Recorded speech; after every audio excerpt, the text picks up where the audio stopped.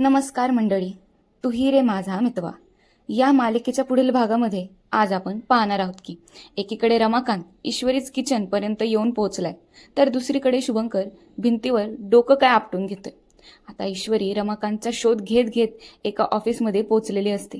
तिथे ती एका माणसाला विचारते, मी ना एका साधू बाबांना शोधतीये, हे बघा हा त्यांचा फोटो आहे. आता तो माणूस म्हणतो, हे घ्या, ही वेगवेगळ्या मठांची यादी आहे, तुम्हाला उपयोगी पडेल.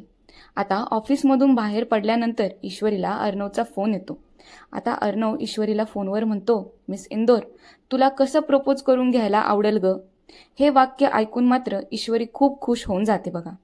मात्र आता घरी वल्लरी अंजलीचे कान भरवत तिला म्हणते, आणि आता अर्णव काय बायकोचा बैल होऊन बसलाय, तो पूर्णपणे तिच्या आहारी गेलाय. आता अंजली पण नाक मुरडत म्हणते, हे सगळं ना त्या ईश्वरीमुळेच होते, तिचं काहीतरी करायला हवंय. मात्र वल्लरी पण म्हणते, आणि ते तुलाच करावं लागेल. आता ह्या दोघींच्या रागाचं कारण असे की आजींचा होता वाढदिवस आणि ईश्वरीने त्यांच्यासाठी करंजी बनवलेली होती. त्यात वल्लरीने मस्त आग लावली की जेणेकरून आजींनी ईश्वरीच्या हातची करंजीच खाऊ नये. पण ईश्वरी अशक्य शक्य करून दाखवते, हे आपल्या सगळ्यांना तर माहिती आहे. आणि आजींनी करंजी खाल्लीच, ते पण ईश्वरीच्या हातून. चला मग, माझं जायचं टायमिंग झालाय आणि आता तुमचा चॅनलला सबस्क्राईब करून टाकायचा वेळ आलाय. Bye bye.